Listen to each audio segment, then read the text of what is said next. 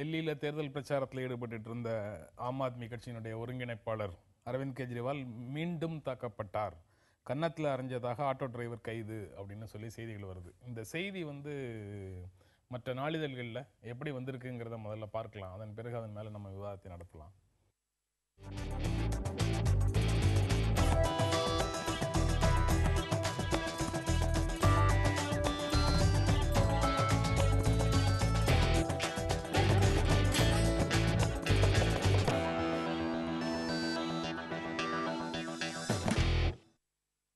ஞானி 4 நாட்களில் 2வது முறையாக தாக்கப்பட்டார் அப்படின்னு செய்தி சொல்லுது. ஆனால் ஊடகங்களில் அந்த செய்தித்தாள்களில் இருக்கக்கூடிய செய்தி எல்லாமே ஆட்டோ டிரைவர் தாக்கினார், ஆட்டோ டிரைவருங்கிறதுக்கு ஒரு முக்கியத்துவம் கொடுத்து அந்த செய்தியை போட்டிருக்கிறாங்க. அதற்கு ஏதேனும் மீனிங் இருக்கா? தாக்குதல் பற்றி அப்புறம் பேசலாம். அந்த செய்தித்தாள்களை பார்க்கும்போது வர்ற உணர்வு முதல்ல பகிர்ந்துக்கிறேன். இல்லை, அது படிக்கிற உங்களுக்கு வர ஒரு உணர்வை நீங்கள் பகிர்ந்துக்கிறீங்க. அப்போ அதுக்கு பின்னால் ஏதோ ஒரு காரணம் இருக்க முடியும்னு உங்களுக்கு தோணுது, ஒரு வாசகராக உங்களுக்கு தோணுதுங்கிற போது இதை தோண வைப்பது தான் அதனுடைய திட்டமாக இருக்க முடியும். அடிப்படையில் யார் தாக்குறாங்க, ஏன் தாக்குறாங்க அப்படிங்கிறது இருக்குல்ல, அதை கொண்டு போய் மக்கள் மனதில் விதைப்பது தான் தாக்குதலுக்கு ஏற்பாடு செய்தவருடைய திட்டமாக இருக்க முடியும். நீங்கள் தொடர்ந்து கெஜ்ரிவால் மேலே நடக்கிற தாக்குதல், யாதவ் மேலே நடந்த தாக்குதல், எதுவாக இருந்தாலும் யோகேந்திர யாதவ் மேலே எதுவாக இருந்தாலும் பார்த்தீங்கன்னா அதில் ஒரு பேட்டர்ன் இருக்குது. அந்த தாக்குதலில் ஒரு பேட்டர்ன், அந்த பேட்டர்ன் என்னன்னா, ஆம் ஆத்மி கட்சி நிறைய எதிர்பார்ப்புகளை ஏற்படுத்திச்சு, எங்களுக்கு நம்பிக்கை கொடுத்துச்சு, வாக்குறுதிகள்லாம் கொடுத்துச்சு, அந்த வாக்குறுதிகளெல்லாம் செய்ய தவறிடுச்சு, அவங்க கொடுத்த வாக்குறுதியை செய்ய தவறிட்டாங்க. அப்படிங்கிற ஒரு விஷயத்தை கட்டமைப்பதற்காக இந்த தாக்குதல்கள்லாம் பார்த்தீங்கன்னா தாக்குறவங்க வருது. அவங்க எல்லாருமே என்ன சொல்கிறாங்கன்னு பார்த்தீங்கன்னா, இந்த தாக்குதல் செய்தவர்களாக பிடிபடக்கூடியவர்கள் அவர்கள்லாம் என்ன சொல்கிறாங்க, ஆட்டோடையவர்களுக்கு நிறைய சொல்கிறதா சொன்னாங்க, அந்த வாக்குறுதி நிறைவேற்றலை, அதனால் கோவப்பட்டாங்கிறாரு. இப்போ ரொம்ப முக்கியமான ஒரு விஷயம் பார்க்கணும். இந்தியாவில் 60 ஆண்டுகளுக்கு மேலே ஆட்சியில் இருந்த கட்சி காங்கிரஸ், 10 ஆண்டுகளுக்கு மேலே ஆட்சியில் இருக்கக்கூடிய கட்சி பிஜேபி. வெவ்வேறு இடங்களில் வெவ்வேறு மாநிலங்களே ஆட்சியில் இருக்குது. 49 நாள் மட்டுமே ஆட்சியில் இருந்த கட்சி ஆம் ஆத்மி கட்சி. என்ன அப்போ வாக்குறுதியை நிறைவேற்றலைன்னு மக்களுக்கு கோபம் அதனால் அந்த கட்சி தலைவர்களை போய் தாக்குறதுன்னா யாரை உண்மையில் மக்கள் இந்த நாட்டில் தாக்கியிருப்பாங்கன்னு யோசிச்சு பாருங்க.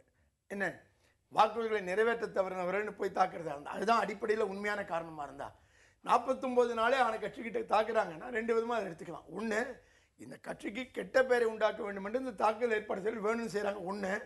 ரெண்டாவது, உண்மையிலேயே எங்கள் மேலே இவ்வளோ பெரிய பிரம்மாண்டமான எதிர்பார்ப்பு இருக்குன்னு இந்த தாக்குதலுக்கு ஏற்பாடு செஞ்சவங்களே அவங்கள அறியாமல் ஒப்புக்கொள்கிறாங்கன்னு அர்த்தம். அது அரவிந்த் கெஜ்ரிவால் தொடர்ந்து தாக்கப்படுறதை நீங்கள் எப்படி பார்க்குறீங்க? இப்போ ஐயா சொன்ன மாதிரி கட்டமைக்கிறாங்களா, இந்த மாதிரி ஒரு செய்தியை கட்டமைக்கிறாங்களான்னு பார்க்கலாம். டெல்லியில் 80,000 ஆட்டோக்கள் ஓடுகின்றன. இந்த 80,000 ஆட்டோக்கள் ஓடுகிறது அந்த ஒரு சிட்டியில் டெல்லி எலெக்ஷனுக்கு முன்னால் ஆட்டோ டிரைவர்ஸ்க்கு ஒரு மிகப்பெரிய பிரச்சனை ரொம்ப நாளாக இருக்குது. என்ன அப்படின்னா, ஒரு யூனிஃபார்ம் போடலை, இல்லை சின்ன சின்ன வயலேஷன்ஸ். இதற்கெல்லாம் என்ன டெல்லி போலீஸ் என்ன பண்ணுறாங்க அப்படின்னா, ஆட்டோவை ஆன் த ஸ்பாட் சீஸ் பண்ணிடுறாங்க. அப்புறம் அதை திரும்ப கொண்டு வரதுங்கிறது ஆட்டோ டிரைவர்ஸ்க்கு ஒரு மிகப்பெரிய பிரச்சனையாக இருக்குது.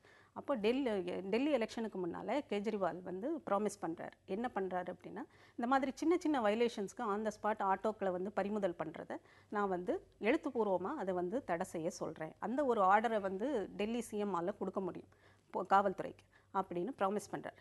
இந்த ப்ராமிஸ் அடிப்படையில் தான் டெல்லி ஆட்டோ டிரைவர்ஸ் எல்லாரும் காவல்துறைக்கு, சென்ட்ரல் கவர்மெண்ட் கட்டுப்பாட்டில் இருக்கிற காவல்துறைக்கு டெல்லி சிஎம்மால இது ஒரு சின்ன சேஞ்ச் தான். இதை டெல்லி சிஎம் கண்ட்ரோல்ல வர்ற ரிக்வெஸ்ட் இல்லை, ஆர்டரே போடலாம். டெல்லி சிஎம் கண்ட்ரோல்ல தான் இருக்கு. போட முடியாது. தயவு செஞ்சு சட்டத்தை தெளிவாக புரிஞ்சுங்க. இது முடியாது என்பது அங்கே போன பிறகு பெரிய சிக்கலான காரணத்தினால தான் காவல்துறை அதிகாரம் மாநில அரசிடம் தரப்பட வேண்டும் என்பதற்காக பெரிய போராட்டத்தையே கெஜ்ரிவால் தலைமையில் நாங்கள் நடத்த வேண்டியிருந்தது. அதை நடத்த வேண்டி வந்ததே காவல்துறைக்கு அதிகாரம் இல்லை என்பதை சுட்டிக்காட்ட, அது ஆட்டோ டிரைவர்களுக்கு சேர்ந்து இந்த பிரச்சனை என்ன என்பது தெரியும். இதை பயன்படுத்தி கொண்டு எங்களை இழிவுபடுத்த நினைக்கக்கூடிய சக்திகள் ஏற்பாடு செஞ்சிருக்கிற வேலை இது. தேர்தலுக்கு முன்னாலே கெஜ்ரிவால் இந்த ப்ராமிஸை கொடுக்குறாரு. இந்த ப்ராமிஸோட அடிப்படையில் தான் ஆட்டோ டிரைவர்ஸ் பூராவும் டெல்லி எலெக்ஷனில் ஆம் ஆத்மி கட்சிக்கு சார்பாக பிரச்சாரமே பண்ணாங்க. அவங்களுடைய பிரச்சாரம் ஒரு மிகப்பெரிய தாக்கத்தை ஏற்படுத்துச்சுங்கிறத மறுக்க முடியாது ஆம் ஆத்மி கட்சியினுடைய வெற்றிக்கு. அதுக்கப்புறம் ஆட்சிக்கு வராங்க, 28 இடங்களை பிடித்து ஆட்சிக்கு வருகிறார்கள். வந்த உடனே இந்த ஆன் த ஸ்பாட் சீஸ் பண்ணுறத ஒரு லெட்டர், நீங்கள் கூறின மாதிரி இவர் கூறின மாதிரி ஒரு ரெக்கமெண்டேஷன் லெட்டர் கூட கெஜ்ரிவால் எழுதலைங்கிறது தான் அங்கே பிரச்சனை. 49 நாட்களில் ஜனதா தர்பார் அது இதுன்னு வைக்கிற நேரத்தில் ஒரு 5 நிமிஷம் டைம் எடுத்துக்கிட்டு ஒரு ரெக்கமெண்டேஷனை காவல்துறைக்கு வைத்திருக்கலாம். வைக்கல. நான் முடிச்சிடறேன். அந்த ப்ராமிஸை அவர் ஃபுல்ஃபில் பண்ணலை. ரெண்டாவது என்சிஆர்டி இது லைசன்ஸ்னு ஒன்று இருக்குது. 5500 என்சிஆர்டி லைசன்ஸ் வாங்கி தரேன்னு கேஜ்ரிவால் ப்ராமிஸ் பண்ணுறார். அந்த ப்ராமிஸும் எப்படின்னா அதனுடைய பின்புலம் தெரியாமல் தான் ப்ராமிஸ் பண்ணுறார். என்னன்னா யூபி அண்ட் ஹரியானாவுடைய பெர்மிஷன் இல்லாமல் அந்த மாநிலங்களுடைய பெர்மிஷனோட தான் அந்த லைசன்ஸை கொடுக்க முடியும். ஆனால் டெல்லி சிஎம்மாக நான் பண்ணுறேன்னு சொல்கிறார். ஆக இந்த மாதிரியாக தன்னால் நிறைவேற்ற முடியாத ப்ராமிசஸை கொடுத்து அவங்களுடைய சப்போர்ட்டோட ஆட்சிக்கு வந்த பிறகு அதை நிறைவேற்றலைங்கும் போது அவங்களுக்கு கோபம் வர்றது நியாயம் தான். அந்த கோபத்துக்கு அவர் எங்கே வந்தாலும் அடிக்கலாங்கிறத சப்போர்ட் பண்ணலை. ஆனால் அந்த பின்னணியில் கோபத்தின் பின்னணி கட்டமைக்கப்படுகிறதா செயற்கையாக, இல்லை நிஜமாக கோபம் இருக்காங்கிறத தான் நான் சொல்றேன். ரொம்ப சாமர்த்தியமாக பேசுகிறாங்களே ஒழிய சாராம்சம் என்னன்னு பாருங்க. கிளியராக ஒரு பிஜேபி ப்ராப்பகண்டா அது இல்லை. அந்த ப்ராப்பகண்டாவுக்கு அவங்க ஒரு ஊதுகுழலாக ஒலிபெருக்கியாக இருக்காங்க, அவ்வளோதான். அடிப்படை விஷயம் பாருங்க. அது இல்லை அடிப்படை விஷயத்துக்கு ஷூட்டிங் த மெசஞ்சர் மாதிரி இல்லை. ஷூட்டிங் த மெசஞ்சர் இல்லை, மெசஞ்சர் யாருமே சேர்த்து தான் பார்க்கணும். வந்து தாக்கிய ஒரு ஆட்டோ டிரைவருங்கிற போது ஆட்டோ டிரைவர்கள் எல்லாருடைய கோபத்தையும் அவர் பிரதிபலிச்சாருன்னு காட்ட முயற்சி பண்றாங்கல்ல. இல்ல ஒரு நிமிஷம் இல்ல, நீங்க பேசிட்டீங்க, நான் பேசுறேன். நான் பேசி முடித்த பிறகு நீங்க பேசலாம். நீங்கள் பேசியதற்கு நான் பதில் சொல்லிக்கிறேன். என்ன, ஆட்டோ டிரைவர்களுக்கு வாக்குறுதி தரப்பட்டு 80,000 ஆட்டோ டிரைவர்களுக்கு தரப்பட்ட வாக்குறுதியை மீறப்பட்டதா? அப்போ அத்தனை ஆட்டோ டிரைவர்களும் சேர்ந்து ஒரு அமைப்பாக, அவங்க ஏற்கனவே அமைப்பாக இருக்காங்க, அந்த அமைப்பு கெஜ்ரிவாலுக்கும் ஆம் ஆத்மிக்கும் எதிராக களத்தில் இறங்கி போராட்டத்துக்கு வருவதுங்கிறது வந்தால் அவர்கள் கோரிக்கை நிறைவேற்றப்படாத போது நடக்கக்கூடிய ஒரு இயல்பான விஷயமா இருக்க முடியும். அதுதான் அடிப்படை. கூட்டாக தான் அவங்க வேலை செய்கிறாங்க, கூட்டாக தான் பிரச்சாரம் பண்ணாங்க, கூட்டாக தான் கோரிக்கை வைக்கிறாங்க. ஆனால் ஒரு தனி ஆட்டோ டிரைவர் வந்து அத்தனை ஆட்டோ டிரைவர்கள் சார்பாக தன் கோபத்தை காட்டுறாருங்கிறது இருக்குல்ல, இது வேண்டுமென்று கட்டமைக்கப்பட்ட ஒரு பொய். அதாவது ஆட்டோ டிரைவர்களுக்கு அதிருப்தி இருந்தால் ஒட்டுமொத்தமாக அந்த அமைப்பு ஒட்டுமொத்தமாக ஒரு பேரணி நடத்தி கெஜ்ரிவாலுக்கு எதிராகவும் ஆம் ஆத்மிக்கு எதிராகவும் பேரணி நடத்தியிருக்கோம். எங்களுக்கு கொடுத்த வாக்குறுதி நிறைவேற்றப்படவில்லை, நாங்கள் ஆம் ஆத்மி எதிர்க்கிறோம்னு ஆட்டோ டிரைவர்கள் பேரணி நடந்திருக்க வேண்டும். அது நடக்கலை. ஒரு ஒற்றை ஆள் வந்து தயார் செய்யப்பட்டு கொண்டு வந்து இப்படி நிறுத்தப்படுறது இருக்குல்ல, இந்த அரசியல் சூழ்ச்சி தான் நடக்குது, வேற எதுவுமே நடக்கல. இந்த ஆட்டோ ஓட்டுநர்களின் அமைப்பின் தலைவர் வந்து ராஜேந்திர சோனிங்கிறவர், அவர் அறிக்கை கொடுத்திருக்கிறார். இந்த மாதிரி ஆம் ஆத்மி பார்ட்டி எங்களுடைய கோரிக்கைகள் எதையுமே நிறைவேற்றலை அப்படின்னு சொல்லி அதற்கு எதிராக அறிக்கை கொடுத்திருக்கிறார். அதுக்கப்புறம் தான் இதெல்லாம் நடக்குது. அமைப்பு சார்ந்து எதுவுமே பண்ணலைன்னா பேரணி நடத்தணுங்கிறதுல அதனுடைய தலைவர் ராஜேந்திர சோனி அறிக்கையை கொடுத்திருக்காரு. அவர் அறிக்கை கொடுத்துட்டு ஒரு ஆளை போய் அடிச்சுட்டுவான்னு சொல்லுவாரா? அப்படி சொன்னார் அவரு? இல்ல, நீங்க கட்டமைக்கிறீங்கன்னு சொல்றீங்க இல்லையா, அதுக்கு பின்னால லாஜிக்கல் ரீசன்ஸ் இருக்குங்கறத நான் பாயிண்ட் அவுட் பண்றேன். இல்ல, நாங்க சொல்ற லாஜிக் வேற, நீங்க சொல்ற லாஜிக் வேற. உங்க லாஜிக் பிஜேபி ஆர்எஸ்எஸ் லாஜிக், எங்க லாஜிக் மக்கள் லாஜிக், அதான் வேறுபாடு.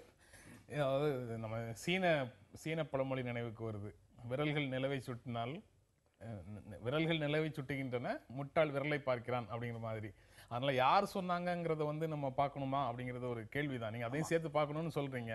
ஆனா என்ன பேசுறாங்களோ அந்த மெய்ப்பொருள் காண்பது அறிவு அப்படின்னு பார்க்கறது தானே சரியா இருக்க முடியும். இல்ல, ஒரு குழந்தை நிலவை நோக்கி விரலை சுட்டும் போது சுட்டுவது குழந்தை என்பதை நீங்க சேர்த்து தான் பார்க்கணும். ஒரு நிலவை நோக்கி ஒரு முதிர்ந்தவர் சுட்டும் போது முதிர்ந்தவர் என்பதை சேர்த்து தான் பார்க்கணும். அதனால் சுட்டுவர் விலக்கி விட்டாலும் எதையும் பார்க்க முடியாது, செக்மெண்டடாக எந்த விஷயத்தையும் பார்க்க முடியாது, ஹோலிஸ்டிக்காக தான் நீங்கள் பார்க்கணும் விஷயங்களை.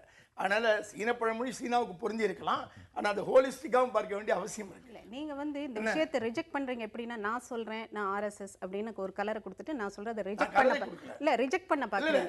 உங்களுடைய ட்ராக் ரெக்கார்ட்னு ஒன்று இருக்குல்ல, நீங்கள் யார், நீங்கள் என்ன எழுதிட்டு வந்திருக்கீங்க, என்ன பேசுகிறீங்க, நான் டிவியில் தொடர்ந்து வந்துகிட்டு இருக்கேன், நீங்கள் டிவியில் தொடர்ந்து வந்துகிட்டு இருக்கீங்க, நான் வலைதளங்கள் எழுதிட்டு இருக்கேன், நீங்கள் வலைதளங்கள் எழுதிட்டு இருக்கீங்க, யார் என்ன எழுதுறோம் என்ன பேசிக்கிட்டு இருக்கோம் தொடர்ந்து எல்லாரும் நம்மளை கவனிச்சுட்டு தானே இருக்காங்க. அப்போ நம்முடைய நிலைப்பாடுகள் என்னங்கிறது இந்த ஒரு மணி நேர நிகழ்ச்சியில் மட்டுமே நீங்கள் யார் நான் யார் என்பது தெரிய போவதில்லை. அதையே நான் சொல்ல தொடர்ந்து நம்ம 2 பேருக்கும் ட்ராக் ரெக்கார்டு இருக்கு. அந்த ட்ராக் ரெக்கார்டில் நீங்கள் தொடர்ந்து மோடி மீதோ பிஜேபி மீதோ ஆர்எஸ்எஸ் மீதோ எந்த விஷயங்களுக்காகவாது எந்த கடும் கண்டனமாவது தெரிவித்தவரா நீங்கள் இல்லையா என்பதெல்லாம் மக்களுக்கு தெரியும். இந்த பர்டிகுலர் பிரச்சனையில நீங்க சொல்ற அந்த ஆர்எஸ்எஸ் சார்பாவே இருந்த அப்படியே இருந்துட்டு போகட்டும். அப்படினாலும் நீங்க பிரச்சனைக்கு ஆன்சர் இல்ல, நீங்க பிரச்சனைக்கு ஆன்சர் சொல்லல, நீங்க இவங்க சொல்றாங்கன்னு சொல்லிட்டு வழக்கமான அரசியல்வாதிகள் போல நீங்க அதுல பிரச்சனைக்கு ஆன்சர் சொல்லிட்டேன். ஆட்டோ அமைப்புகளின் தலைவர் சொல்லிருக்கான்னு சொல்றேன், அதுக்கு நீங்க பதில் சொல்லல. நீங்க கட்டமைச்சா இல்லையே, அந்த ஆன்சர் நீங்க வேண்டுமென்றே புறக்கணிக்கிறீங்க. அந்த ஆன்சர் என்ன? காவல்துறை அதிகாரம் மாநில அரசிடம் இல்லாத வரையிலும் இப்படி எத்தனை விஷயங்களை நாங்கள் செய்ய முயன்றாலும் விரும்பினாலும் செய்ய முடியாது என்பதனால அடிப்படை பிரச்சனை தீர்ப்பதற்கு போராட்டத்துக்கு அப்ப போனோம். இப்படி சொல்லலாமா? ஃபால்ஸ் ப்ராமிஸ் நீங்க தொடர்ந்து கொடுத்து மக்களை ஏமாற்றி ஆட்சிக்கு வந்தீங்கன்னு சொல்ல முடியுமா? ஃபால்ஸ் ப்ராமிஸே கொடுக்கல. Local- நாங்க we want to do this ன்னு சொல்றோம். எல்லா நீங்க கொடுத்த உங்க தலைவர் கேஜ்ரிவால் கொடுத்த அத்தனை ப்ராமிசஸும் தன்னால முடியாததை தான் இல்லவே promise ஆ இல்ல. கொடுத்தது. அவருக்கு- லோக்பால் விஷயத்துல என்ன ஒரு நடந்தது? நிமிஷம், அப்படி முடிய வைக்க வேண்டும் என்பதுதான் எங்க வேலை. எங்களால் முடிஞ்சதை மட்டும்தான் செய்ய வேண்டும் என்பது நோக்கமல்ல. முடிய வேண்டியது முடிக்க வேண்டியதற்கான விரிவுபடுத்தி கொண்டு போவதுதான் எங்க ஒரு வேலை. கான்ஸ்டிடியூஷன்ல இப்படித்தான் இருக்குன்னு சொன்னா கூட அதை நீங்க மாத்துங்கன்னு சொல்லி பேசுறதுங்கிறது வந்து மக்களை ஏமாற்றுகிற இல்லவே இல்ல, செயல். அது மாற்ற வேண்டிய உங்களால அவசியம் சட்ட இருக்கும்போது- ரீதியாக செய்ய முடிஞ்சா தான் அதை செய்ய முடியும். நீங்க ப்ராமிஸை கொடுக்கணும். ஆனா மக்கள் மட்டத்துல நீங்க என்ன சொல்றீங்க? என்னால இது செய்ய முடியும் அப்படின்னு சொல்றீங்க. ஆனா உங்களால செய்ய முடியாதுங்கிறது நீங்க தெரியும். கான்ஸ்டிடியூஷன் ஆனா கீழ ஆட்சிக்கு யூனிஃபார்ம் சிவில் கோட் இன்னைக்கு இல்ல. வந்துட்டு மக்கள் அதுக்காக கான்ஸ்டிடியூஷன் கீழ கோவப்படும் போது காஷ்மீருக்கான தனி அந்தஸ்து இருக்கு. கான்ஸ்டிடியூஷன் கீழ வந்து ராமர் கோவில் கட்ட முடியாது. ஆனா இதெல்லாம் செய்வோம்னு நீங்க உங்க தரப்பு சொல்லிட்டே இருக்கீங்கல்ல. கான்ஸ்டிடியூஷன் மாற்றுவதற்காக தானே சொல்றீங்க. அப்ப நாங்களும் சட்டத்தை மாற்றுவதற்கான விஷயங்களை சொல்லலாம்ல. இல்ல நீங்க என்ன கட்டமைக்க முயன்றாலும் ராமர் கோயில் விஷயத்தை நீங்க பாஜக தான் கேட்கணும். என்கிட்ட கேட்டு பிரயோஜனம் ஆனா கிடையாது. அதுக்கு ஆனா உங்க நீங்க கருத்து ஆம் சொல்லலாம். ஆத்மி கட்சி, ஆனா நீங்க அதுக்கு ஆம் நீங்க ஆத்மி கருத்து கட்சி சொல்லலாம். பிரச்சனையை நீங்க பேசுங்க. சுயேட்சையான இன்னொரு சமூக கட்சி ஆர்வலர், நீங்க சுயேட்சையான சமூக ஆர்வலர் சொல்லிக் கொள்கிறவர் எல்லாவரை பற்றியும் கருத்து சொல்ல வேண்டும். தேர்ந்தெடுத்த சிலரை பற்றி கருத்து சொல்லுகிற போது நீங்கள் மாட்டியிருப்பது முகமூடி என்பது ரொம்ப தெளிவா தெரியுது. முகமூடியாவே இருந்துட்டு போகுங்க சார். நீங்க அந்த என்ன முகமூடியை அபியூசஸ் கிழிக்க வேண்டியது என்னுடைய வேலை. இல்ல நீங்க கிளிங்க அபியூஸ் பண்ணுங்க என்ன வேணாலும் எனக்கு அத பத்தி கவலை இல்லை. இல்ல, இந்த எங்களுக்கு கவலை கேள்விக்கான இல்லை. பதிலை நீங்க சொல்லுங்க. முகமூடிகளை கிழிப்பது எங்களுடைய வேலை. ஆமா. அதான் கெஜ்ரிவாலும் செய்கிறார், நானும் செய்வேன், எல்லாரும் செய்வோம். ஆம் ஆத்மி கட்சி பற்றிய கேள்விகளுக்கு நீங்கள் பதில் சொல்ல சொல்லிக் மாட்டீங்க. கொண்டுதான் இருக்கிறேன். இல்லையே நீங்க என்ன அபியூஸ் பண்ற வேலையில இல்ல Abuse ஏ பண்ணல. இருக்கீங்க. நம்ம தொடர்ந்து பேசலாம். நீங்க யாருன்னு சொல்லுங்க. ஞானி நம்ம தொடர்ந்து அது பேசலாம். அபியூஸா நீங்க கருதினா உங்களுடைய குற்றமான பண்ணுங்க. ஞானி நம்ம தொடர்ந்து பேசலாம் ஒரு இடைவேளைக்கு பிறகு.